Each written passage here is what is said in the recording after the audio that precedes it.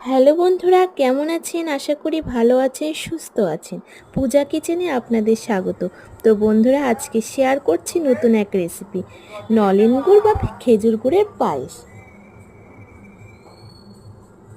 এখানে নলেন গুড় নেওয়া হয়েছে আর নেওয়া হয়েছে গোবিন্দভোগ চাল। গোবিন্দভোগ চাল আগে থেকে ধুয়ে রাখা হয়েছে। এখানে 1.5 কেজির মতন দুধ নিয়ে আগে থেকে ফুটিয়ে 1 কেজি করে নেওয়া হয়েছে। আগে থেকে ধুয়ে রাখা যে গোবিন্দভোগ চাল ওটা দিয়ে দেওয়া হলো।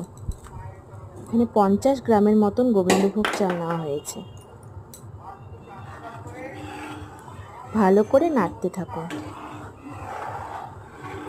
যতক্ষণ না চালটা ফুটে আসে।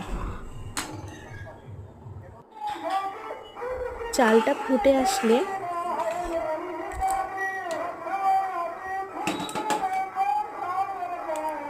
এখানে আমি 200 গ্রামের মতন নলেন গুড় বা খেজুর গুড় নিয়েছি। ওটা দিয়ে ভালো করে নাড়তে থাকুন।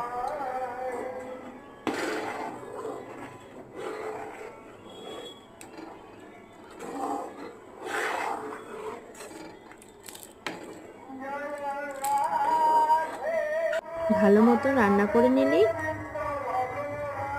তৈরি নলেন গুড় বা খেজুর গুড়ের পায়েস। ধন্যবাদ বন্ধুরা।